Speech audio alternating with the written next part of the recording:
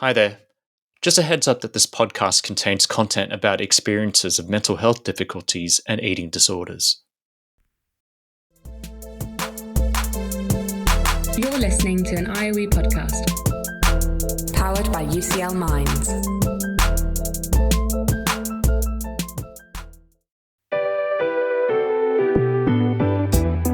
This is Research for the Real World. Conversations with researchers about the paths they've taken to shape our everyday lives.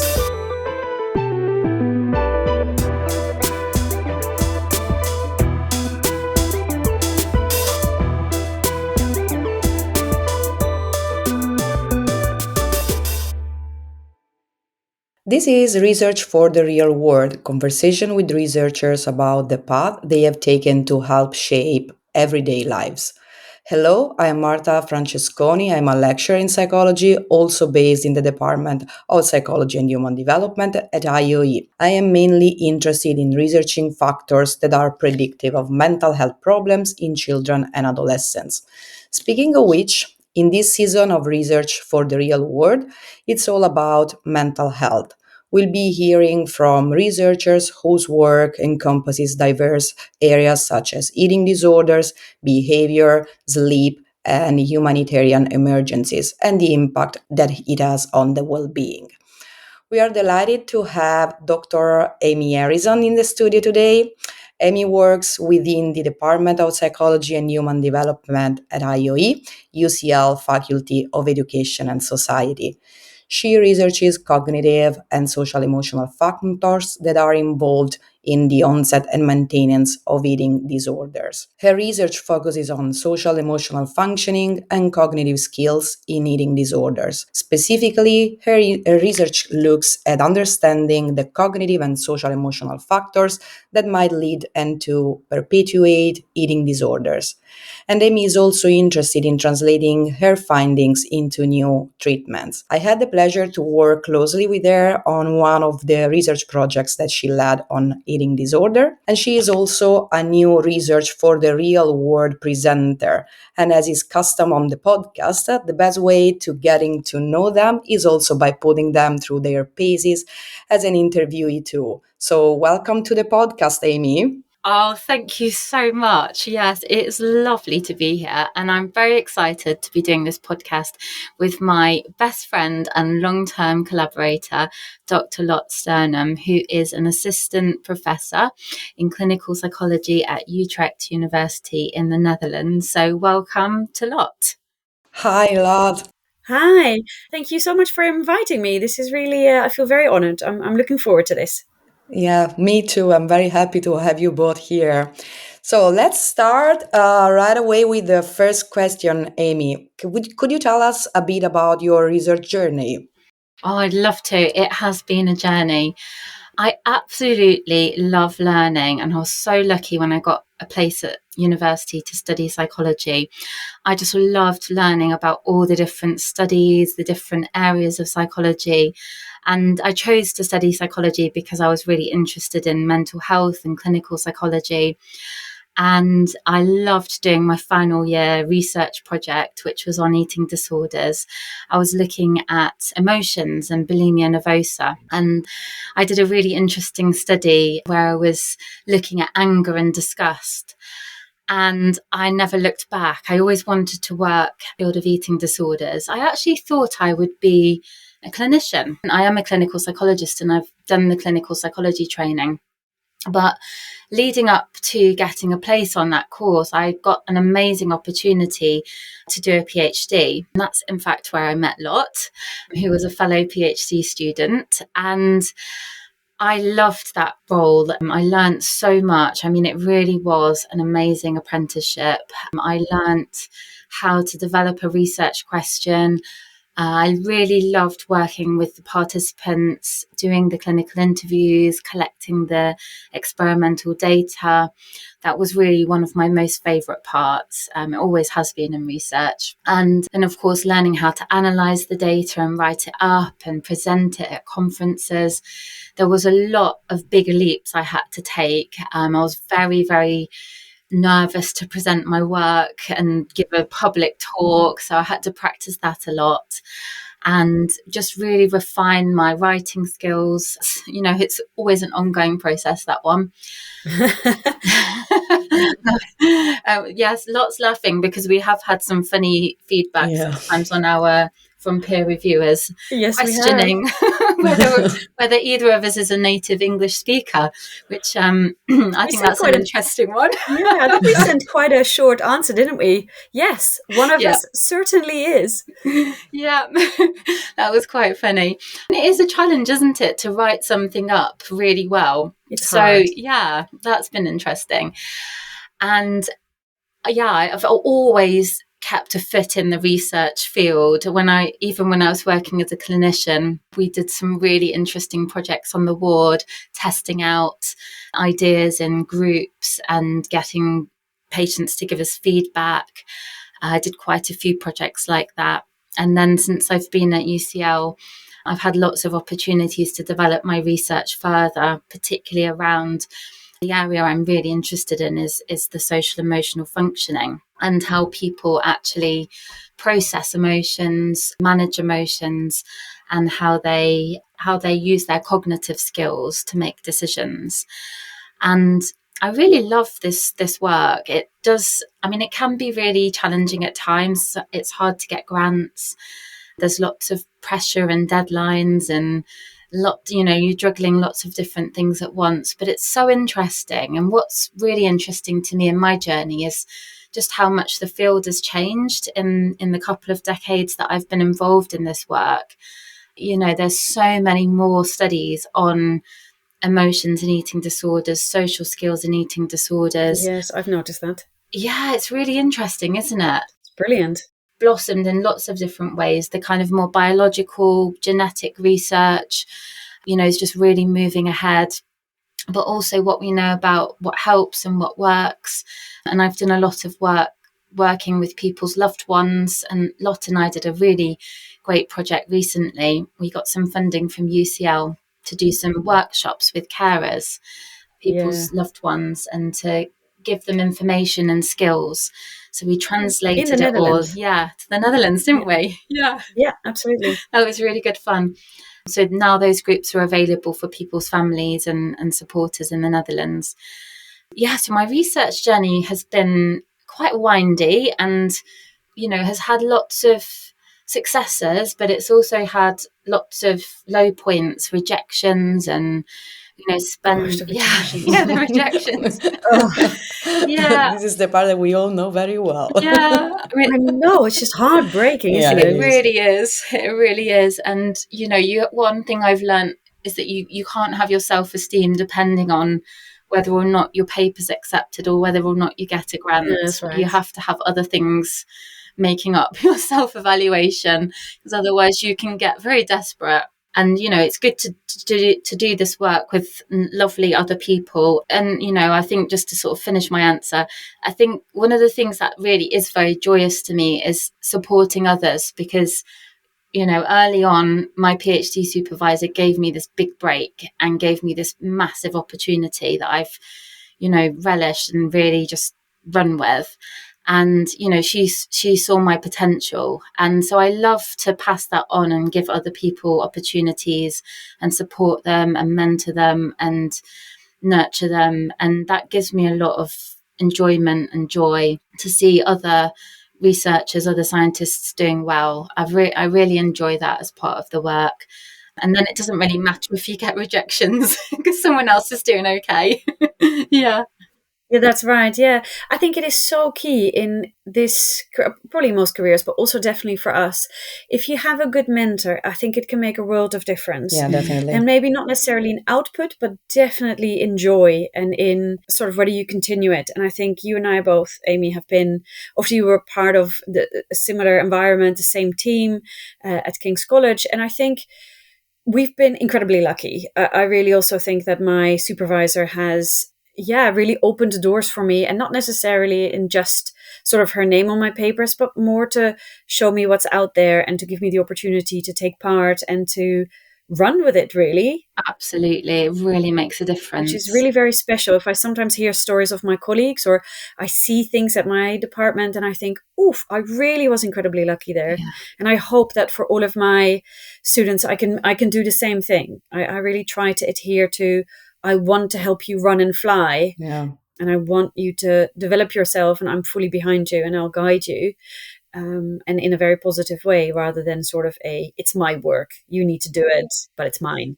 Yeah, I often hear sort of, the research environment is very competitive. It's a bit cutthroat and things like this. But I don't know. I don't really join in with that. I suppose my thing is, if you build other people up, you will shine, and you'll shine through them and with them. Yeah, I couldn't agree more. Yeah. You don't lose anything either, right? We sometimes, No. I've had a colleague who wasn't so keen on a master student being sort of third author, despite this student collecting all of the data for a quite complex study, and despite the student writing 80% of the manuscript, and doing 80% of the data analysis. And I just thought, what would you lose by doing that? I just, it's quite alien to me to not do that. So I still stuck around. Yeah, I couldn't agree paper, I'm the more, boss. Amy. I am one of the early career that you supported, wonderfully supported. So I mean, I experienced this kind of approach that you have to research, and I have to say that that is one of the reasons why it's amazing to be working with you. And it's interesting to hear that the reason why you are acting this way is because you've been exposed to this style, and this is how you learned, because it worked to me the same after I've seen how you were handling your project, collaborating with earlier career. I thought like, oh wow, it's amazing how she's supporting me, and I want to do the same with others. So Oh, that's wonderful. I yeah, was so proud of you when you got the job in the department as a lecturer. I mean, it was just brilliant. And it also means it's a win-win because we still get to do cool things together. exactly. It was a win-win. Yeah. Yeah, definitely. And it's a support, like a 360 degrees support, not only like research wise, but also like with technicality, admin things. It's always good like to have collaborators that you can trust and rely on if anything happens. Yeah. So yeah, this is, I It think, makes a big a very difference. big difference. Yeah. And the other thing I'd add to that is you've also got to have the odd party. True. Yes, You've you got to That have a is do. bit of another fun. important part. Yeah, definitely. Yeah. I think that actually, when it comes to research careers, I think there's the part of, being a PhD student. And I remember we spent quite a few Friday evenings in a particular pub in London. Just Fridays. And and then gosh, I miss those days. And then now I'm a mother of 3 young daughters, and I definitely am not in that atmosphere anymore. And I really do miss it, because actually there's, other than sort of just letting your hair down and sort of charging your battery, it often also was a place, that socializing, where you'd get together, you'd sort of connect with people, you'd, weirdly enough, we would love our job so much, so we'd often end up continuing talking about our job, and we'd actually kind of, rebuild creative ideas around it. And I definitely at this stage in my life miss that a little bit, that social part of it. Yeah, you're really making me think about my, the question about my research journey, because that's something that's changed a bit since I've had my son, Joshua, who's 3. And yeah, I used to work really long hours, and, I would work in the evenings, I would work in the weekends. And yeah, Josh has changed that, because obviously I need to look after him, and I want to look after him and spend time with him. But it's probably made me a little bit more efficient, I suppose, because I know I've got more limited time. But it's also presented some interesting barriers, I think, because sometimes things have really short turnaround times, and they necessitate you working outside of your normal hours if you want to do them. I would say particularly applying for grants, because they just do take a really long time to get the writing right, and get the idea right, and get the kind of delivery of what you want to do right, and of course to organize all your collaborators and so on. And I think that has been more like a bit of my journey that's become more challenging, and I certainly do have to look for ones that have sort of longer deadlines, and where I think feasibly I could actually write something for this. But that's also something about personal development, isn't definitely. it? Hopefully older they get. I don't know, maybe something else would have changed to stop me working all hours, but I am very You hardworking, are, and Amy. sometimes that's to my You sometimes. definitely are. You're still managing Oh, thank you. everything exceptionally. So, Oh, you're so kind. I Thank think in a way, you. Amy, do you not also find that, sort of 10 years ago, I definitely, when I didn't have children yet, I definitely would say that I got excited. I still get excited about a lot of different things, but then I would grab almost anything. And so if someone would say, "Hey, I'm intending to run this project, can I brainstorm with you? Would you, want to be part of the team?" I'd be, yes, yes, obviously. And now my first thing is go, yes. And then I go, ooh, hold on a second. I, How am I going to, and in a way I find that really difficult because I am an excitable researcher. And I think part of my power is the energy I also get from it, and the excitement, the enthusiasm I have. But I really more often now, way more often kind of go, really interesting project, but does this make sense? When exactly am I going to be doing this? And very often the answer is, I actually don't think I can. Yeah, and that's quite a hard thing to Yeah, which learn, I do isn't think it? is a hard thing to learn. Yeah. I definitely miss the days of just, sort of being just in the research bubble where you do, where you just think continuously and you have quick thought processes and sort of throw a ball at someone. And I think you and I are always really good at that. And then, you throw the ball back and you sort of learn from what someone else says in a different perspective. And then the story is created, if you like the theoretical model is created as you go along. And there's a lot less time for that. I think also to do with other responsibilities. So in terms of teaching, I have a very heavy teaching load, and I think that and other teaching responsibilities and policy in my department.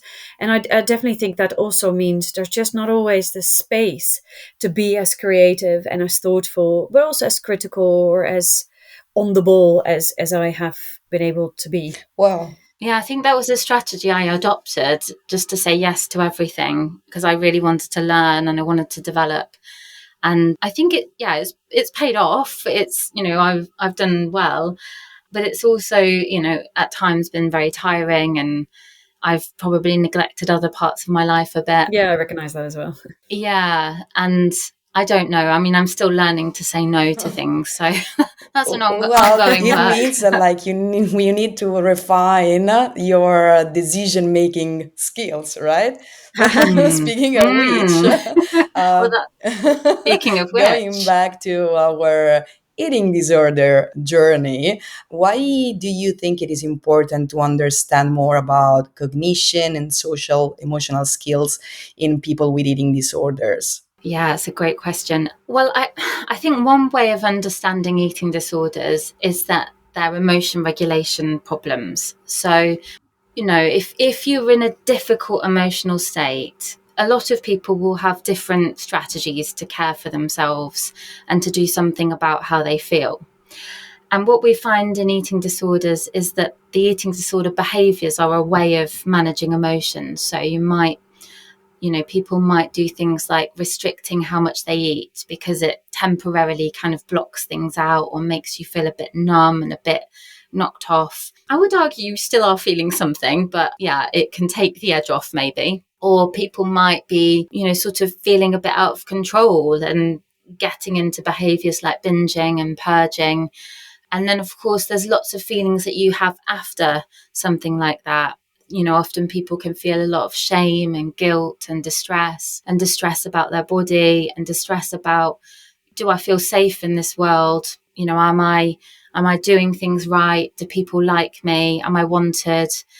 And so I think emotions are really at the heart of eating disorders. And often the thing that happens is that the eating disorder sort of isolates people and it takes them out of the typical social life. And, eating disorders can hit at any point in the lifespan, but a common time for them to sort of first strike is during your adolescence. And of course, that's a time when you're really trying to refine and develop more sophisticated social skills and also more sophisticated cognitive skills like advanced complex decision-making skills, planning, trying to organize yourself, trying to make sense of a complex social world. And I think people can get a bit out of that. Sometimes that's desirable because it can be quite overwhelming and stressful. And so, not joining in and not being able to go and eat with others is a good reason to sort of not have to face all of that. And then I think people can often get a bit out of practice, or they miss the kind of developmental opportunities that other peers might get to practice things like managing conflict, or being okay with yourself, that not everyone's going to absolutely love you. Hopefully lots of people will like you, but you're never going to please everybody and meet everybody's needs. And I think that's a really important part of adolescent development. And eating disorders can kind of steal that away a little bit. And then, of course, they can get really stuck, and people's kind of behaviours get shaped around them. And the reasons why they were doing those behaviours in the first place, might not be really there anymore, but the behaviour is still cued. And people can get very stuck in habits and find it difficult to shift out. And so I think there's lots of opportunities there to help and support and coach people. So I think social emotional functioning and eating disorders is very key. And another reason why it's key actually is because you can't really get out of these things on your own. It's very difficult to recover from an eating disorder by yourself. And that's really hard because often people don't want to bother others. They don't want to be visible. They don't want to be, I don't know, I suppose it can be really difficult to ask for help because that's a kind of statement that something's not right. I'm not perfect. I'm not really doing very well. Really, the social support is what people talk about in recovery as being really vital. So you need some social skills to be able to access that and to make good use of it. So it kind of comes full circle. And that's really interesting to me. Yeah, and I think, and this is maybe also linking back to what you said earlier, Amy, about how the last sort of 10, 20 years, I think there's lots more about eating disorders that we are learning. And I think maybe one of the shifts is to move away from just trying to treat the eating disorder symptoms, such as the behaviors and the cognitions, but actually to see a much more full-rounded person and to kind of say, actually, there's quite a few things that you might struggle with, and we can now sort of reduce your eating disorder cognitions, but quite possibly if you then continue with life, the underlying issues might still be there. You might still feel very uncomfortable in your classroom due to wanting to do everything perfectly well, or due to being so worried about what other people think of you, that unless we actually address this and we help you with these skills to improve on that, you may relapse really quickly, or you may develop other problems. So I think that's maybe also a shift that we're seeing. Yeah, the consideration of the comorbidity as well, the co-occurring symptoms like the anxiety that we've looked at together in our work, I think is really important, isn't it? Because that's kind of underpinning, one of the reasons why people get stuck. If I feel really anxious about something, then I might try and avoid it. But the problem is the next time that I have to face it again, I still feel anxious. And that's the crux of having to eat scary things or having to resist behaviours and do something else. That's how you change, really. You have to face these scary things. And that's really hard when you're overwhelmed with emotion and the physiological sensation of it, and your cognitive skills are still developing. And it's hard to make an advantageous decision. It's a very difficult thing to change and overcome. And that's why we need to keep working with people with experience of eating disorders to really figure that out. Because it's difficult for any adolescent, isn't it? I mean, there's a reason that they say that adolescence is such a complex period for people, because all those developing skills, and then you're not sure what to do where, and emotions are at rile. And I think having that in someone, and then adding to that sort of a little bit of a messed up biological system, right? With either being majorly undernourished, or, sort of doing lots of binging and purging, which also sets off different biological processes. Throw that in the mix, and you make it more and more complex. Yeah.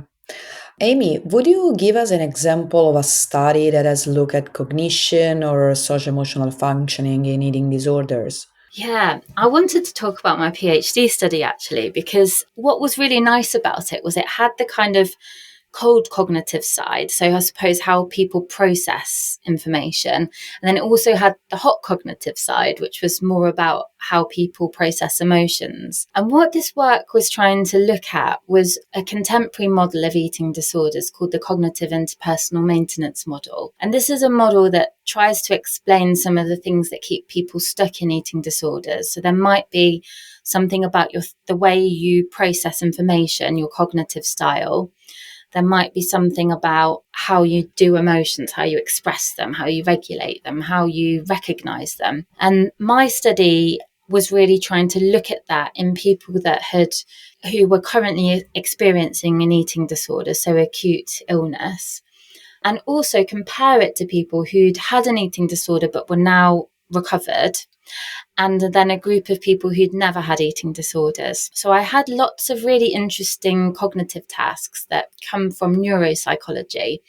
So I had some tasks that looked at what's called set shifting. And that's, let's say you're following a rule. You've detected there's a rule that you need to stick to and you're following it. But then something changes and you have to shift your rule. You have to switch it to a new rule for things to work. So we had a couple of tasks looking at that. And then we had some tasks that were looking at whether people are good at processing information in the context in a kind of gestalt way, in the bigger picture, or are they really good at the detail? Do they kind of build up a representation of things in their mind kind of from the bottom up? And some of these tasks had been used, or they'd been used quite extensively actually in autism spectrum disorder. And there was quite the start really of a movement in the field to think about these cognitive styles and whether they might be overlapping. And then I had some really nice experimental tasks. I had a Stroop task, an emotional Stroop task, where, that's taken me back a bit, but that's where people were looking at different faces and the faces were presented in different colours. And if that emotion is quite salient to you, if it means something to you, or if it's very striking or significant in some way, it will take you a bit longer to say the name of the colour of the picture because you're processing the emotional components of it. Yeah, and then I had one that was about recognising emotions, and another one that was about regulating emotions. That was really fun actually. So I had just the eyes, and people had to say what the person was thinking or feeling just from seeing the eyes. And then I had this cartoon. It was a series of cartoons, and there was some sort of frustrating situation. And as a participant, you had to say what the character might say or do. So it'll be like you're in the cinema, someone's come and sat in front of you and they've got a massive hat on and they're blocking your way. What would you do? I love those tasks. They're brilliant. It was really fun. Yeah, the participants like that too. So what I found was people with eating disorders were very, very good at the detail. So in fact, on the tasks that really benefited a detail focus, sometimes I couldn't stop my stopwatch quick enough. Yeah. People were that good. Mm-hmm. It was amazing. And people without eating disorders took a really long time actually, but they seemed to do a bit better. They performed well on the tasks that required the bigger picture thinking. So we asked them to copy a complex figure and then later on recall some of it. And, if you fragment it and you break it up into lots of bits, you've got more to remember, like a phone number. If you remember every number, you probably forget a few, but if you chunk it into smaller bits, sections, you can largely remember the whole thing.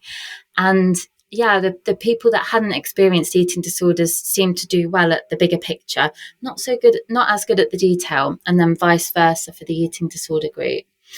Yeah, it was really interesting. And then perhaps unsurprisingly, we found that people with eating disorders, they were sort of suboptimal on the emotion regulation tasks. So they weren't scoring really, really low, but they were scoring below their peers. And they were definitely scoring below what we would have expected given their general IQ. So there's some inefficiencies there. And the very interesting thing was the recovered group. So I looked at people with anorexia nervosa and bulimia nervosa, and then I looked at this group of individuals who'd recovered, and they sort of had an intermediate profile. So they weren't quite the same as people that had never had eating disorders, but they also weren't quite the same as they were somewhere in the middle, really, between the controls and the eating disorder group. And I think what the other thing I learned from that work was that people that had a more severe illness, so people that had been unwell for longer, whose weight was, more severely low. I mean, I should point out that most eating disorders don't involve low weight, but this was a group where I did have people from an inpatient unit, so they did have very low weights. This group with this very severe form of illness that had gone on for a long time, that, people that had more symptoms as well on measures of eating disorder symptoms, they were in the most detail focused. They were not doing so well at the bigger picture, and they really, really struggled more so with the social emotional skills. And really from that, I built sort of a whole research trajectory of looking at different aspects of this, and went on to look at things like people's non-verbal communication, their body language, or how they express emotions in their face, or people's experience of their social emotional functioning and how it impacts their day-to-day life. That's very interesting. First of all, because you had like very comprehensive way of assessing cognitive function, like you administer so many tasks. What was the criterion for recovery? How did you define the recovery group? Oh, that's such a good question. Yeah, that is a really good question. So people have written about how you might define recovery in research, and I drew on their suggestions. So I think if I remember correctly, people had to score below the clinical threshold on an eating disorder measure. And I mean, it was a bit weight biased, I think, but we also said people shouldn't be underweight. We also said that people Probably should have no been binging and purging behaviors. not having those symptoms, I think, for a few years. Okay. Yeah. I mean, it is very difficult because there are lots of people that live, really great lives in spite of symptoms. And, there are lots of people I've worked with that say, sometimes under times of stress, these symptoms come back and they still bother me, but I'd consider myself recovered. Recovery can be very subjective. Yes. But I think from a scientific perspective, to try and differentiate, because we had to rule out some of the potential confounding variables, that was how we defined it. Okay, that's very interesting. I would also be curious to hear. Well, I know this project, but I would like you to tell others too about the Medical Research Council funded study on decision making and eating disorder project that we work on together. If you can tell some about this study.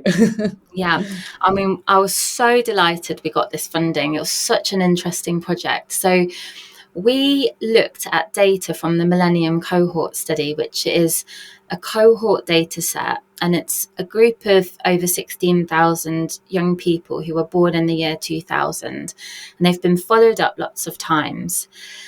And in the data set, there were some measures of how people make decisions under conditions of risk, and the participants had taken a gambling task. And we also had some data on symptoms that are perhaps indicative of eating disorder, the presence of eating disorder symptoms, like if people are wanting to reduce the amount that they're eating, or if they're actively doing that, how much exercise they're doing, how satisfied they are with their body. And what we found was that the decision-making skills at age 11 and 14 were associated with the presence of eating disorder symptoms in later adolescence, at 14 and 17. It's so interesting. And, there's not so many longitudinal studies in our field. So this was really interesting. And one of the really interesting findings to me was that the group that had the eating disorder symptoms, between the ages of 11 and 14, their decision-making skills developed a bit less slowly than their peers. And I think, this potential... Yeah, exactly. So their peers kind of continued to develop their skills. And the eating disorder group, or the people that went on to develop the symptoms later, their trajectory of development was a bit was less. Okay. So they didn't improve as much Yeah. between those two time points, between 11 and 14. And there are models of eating disorders that suggest a kind of neurodevelopmental pathway. And I thought that was really interesting. And people might say, oh, well, gambling task and eating disorder symptoms, how are they related? I mean, when you start getting into eating disorders, you make loads of decisions. You choose to eat in a different way or exercise in a different way or have a different view of food. And you think that will make me feel less distressed, or it make me feel safer, or make me, whatever it is that you're wanting. And I think what we know is that for not everybody who goes on a diet develops an eating disorder, but for people that go on to develop eating disorders, that's not an advantageous choice. There are other things that they could do to feel better, or to feel safer, or to feel more in control, or whatever it is that they're looking for. And that then switches on, I suppose, this different relationship with your body, weight and shape and food.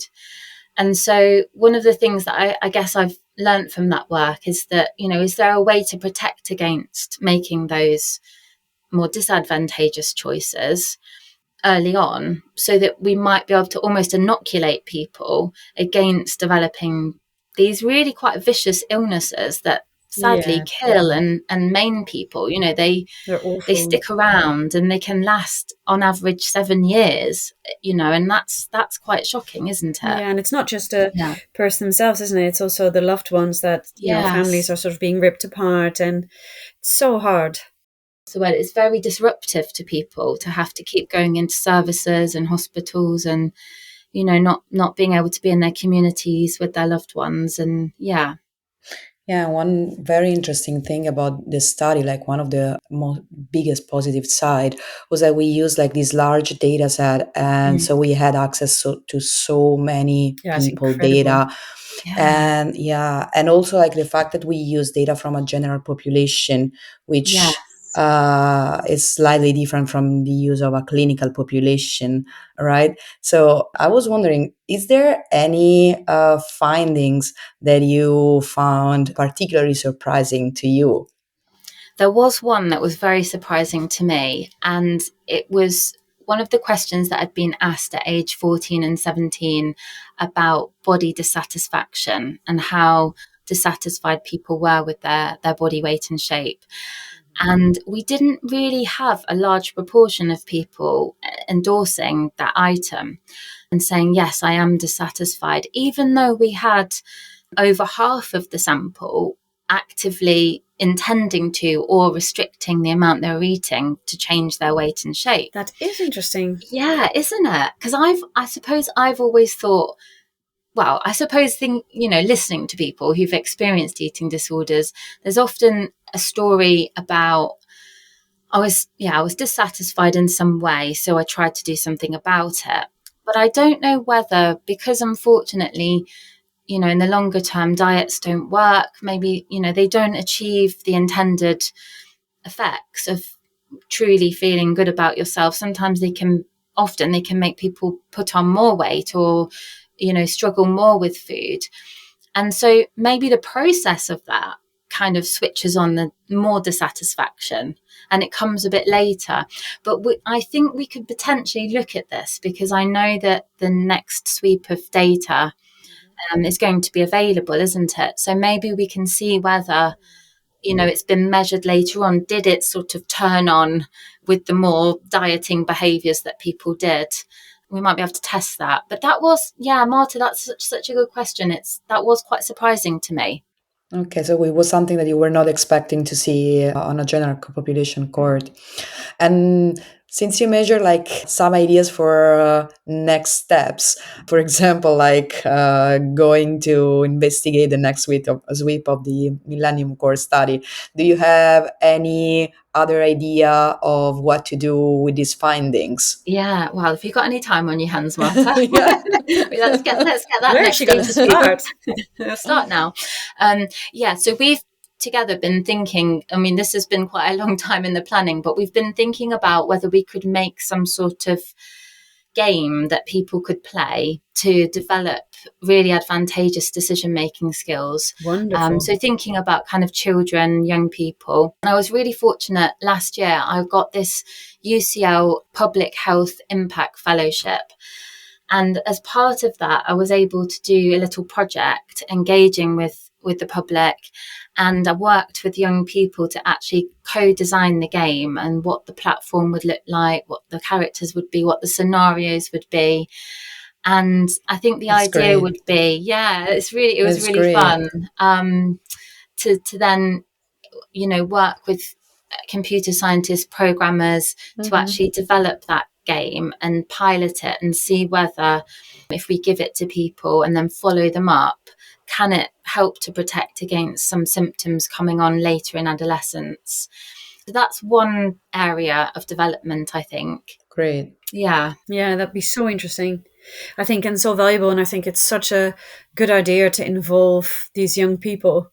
And I think that's another thing that's happening, isn't it? Definitely within our field, that more and more, luckily, the importance of actually getting the people for whom we're doing this to think along and to, rather than to kind of go, okay, from my research perspective, I think this is what you need, actually kind of to say, and what do you think? Do you think this will actually be useful? And to kind of check in. And I love the English word co-develop. And it's interesting because Holland is definitely a little bit behind on England in terms of accepting and, sort of reveling in the idea that the target group should be involved in research projects. And they're only starting to do it now. So a term in Dutch as beautiful as co-developing doesn't even really exist, whereas it's so key, I think. Yeah, this co-design, co-production, it's brilliant because you just get to work together with amazing people, and it's just much more efficient and effective, I think. I mean, it's interesting because Lot and I have done quite a few projects now on this idea of intolerance of uncertainty. And this is an anxiety process. And it's the idea that kind of when you're faced with, a situation where you might have to make a decision or solve a problem, people kind of get frozen and they find it really stressful, and they either want to kind of avoid it or they might cope by worrying about it a lot. And I think that a sort of personality side that's possibly part of these decision-making inefficiencies potentially. And I think Lot will say a bit more about that. But I think, it's not just a cognitive thing, is it? It's something about how it feels when you have to make a decision. So I think it's sort of living with the idea that most things in the world are extremely threatening. And just feeling that, if something is not totally clear, it's likely going to be a disaster. And I think it also has to do, we looked a little bit at attachment at some point to kind of come from the idea that, why would someone feel so unsafe in the world? Because I think that's what comes with this concept of not being able to, or getting overwhelmed and distressed and by uncertain situations. I really do think that comes from the idea that the world is probably going to be quite an unsafe place. And obviously a lot of our knowledge about this concept in the eating disorder field comes from the anxiety field, where it's a concept that has been studied across different anxiety disorders. And luckily they're really learning more every year. So it's great for me to sit back and watch what they do and then kind of implement that in our studies. Handy. Yeah, it's interesting in the context of the task we use, because the Cambridge gambling task, there isn't really such an element of learning. It's kind of a simple task in a way that you if you choose the advantageous choices, you win the points, you get further in, you do better on the task. If better is obviously having more points at the end. But I think even in that situation, people I've worked with eating disorders, even if all the parameters are known, it still can be really challenging. Marta and I have discussed this in another podcast that we'll put a link to in the notes, with somebody that lived with anorexia nervosa, just kind of being overwhelmed with choice and not really being able not being really afraid of making the wrong choice. And, uncertainty is inherent in life, unfortunately. I mean, I don't like it either, but it is there, isn't it? Who likes it? Well, some like it. Yeah. Yeah, I think some people are more tolerant of it, aren't they? Yeah, definitely. Yes, and I think there's an element here of then people involving their loved ones and them modeling and coaching and showing how to deal with these, decisions that you have to make about, it could just be buying a diary, or it could be, what university do I go to, or what do I do next in my career, or is this boyfriend or girlfriend right for me? so yeah, these are life skills, aren't they? But they can then get a bit stuck when eating disorders are there. Yeah, I think so. Yeah. Yeah, it's very nice and interesting to hear how you are going to make use of findings to translate what you found in practice and make some change, try to change at least, like that's the course hope. of the yeah, that's the the aim. hope. That's definitely the aim. That's that's definitely the aim. And what other project do you have in mind for the year ahead? Oh, that's a good question. I'm working on a really interesting bid at the moment with colleagues from the arts and humanities, looking at an eating disorder that's probably the most common, but isn't particularly well researched, actually, called other specified feeding or eating disorder. And we're trying to look at how we're hoping to look at how we might define it from the lived experience of people who've had this illness, and looking at what research is out there on it and trying to summarize that, and working with a colleague in our department to use AI, machine learning, natural language processing to actually make sense of the data set that's already there. So interesting. Yeah, Very it's really, really interesting. interesting. Yeah. Really hoping that we'll get the go ahead and the money to go and do that, because Fingers crossed. What's nice about it is that it's obviously serving a more marginalized group of people that we haven't helped in research. Yeah, and explored as much as we could. And it's actually quite a large group, I think. Yeah. I mean, some studies I've read say binge eating disorder is the most common, but I've also read others that say this OSFED eating disorder is. And the other really nice thing about it is to work with people that are totally outside of your field. And we've just learned so much from developing this bid about how each other speaks and approaches things. And, we've all been trained a bit differently. And that's actually really cool. fun. Yeah, I enjoyed that. I also really enjoy working with neuroscientists, because I think in a way writing stuff together or thinking up projects together, but I think mainly talking about what the results mean. I love that. I've got two colleagues who definitely are way more neuroscientists than I'll ever be. I sometimes go, well, let me get back to you. I'm going to just read up on that. I've got no idea what they're saying. But it really, the translation of sort of, okay, so we do an experimental task, in a scanner, and then someone is looking at the brain activity, and they really will be able to say, okay, if someone, for example, is doing this gambling task, we see this area of the brain more or less activated in this group, but not in the other group. And that is so interesting to then make the connection and say, gosh, but actually this is what we see. We see that this clinical group responds more or less to certain, pictures. We see that. And actually, we see that back in the brain. And I think I also find that fascinating. And I definitely for one intend to learn a bit more about that. So my current PhD student is on that a little bit more on that edge. So she's more familiar with the brain. And I love it. I learn so much. And I really, really, I think it's fascinating. Yeah, it's always good and nice when you also get the chance to go a bit out of your comfort zone.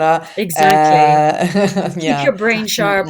Yeah. Exactly. And I have to think about things from a different angle. It's very, very interesting.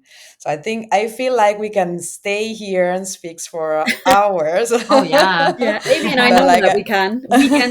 Weeks. We can have another go, but I hope that we cover somehow what was your journey and your experience, Amy. And thanks so much. It has really been interesting to revisit your career and another area of your research. Thank you. And thank you very much, Lot, as well, for joining us. Thank you for inviting me. I've really enjoyed it. Thank you. It's been a pleasure to have you. You can follow Amy on X, the website formerly known as Twitter, at Dr. Amy K. Harrison to learn more. Some of what we have covered today is also available in the episode notes. If you have enjoyed this episode, we have an archive of 21 past seasons.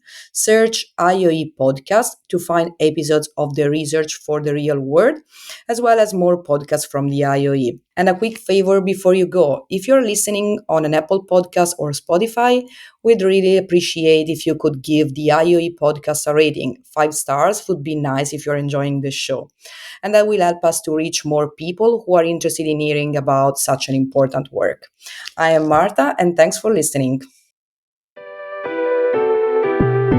Research for the Real World is produced by IOE Marketing and Communications and IOE Research Development. The theme music was created by Rob Cochran. Tatiana Sotero Diaz is the series advisor, Amy Leibowitz is the series producer, and Jason Ilagan is the executive producer of the IOE podcast.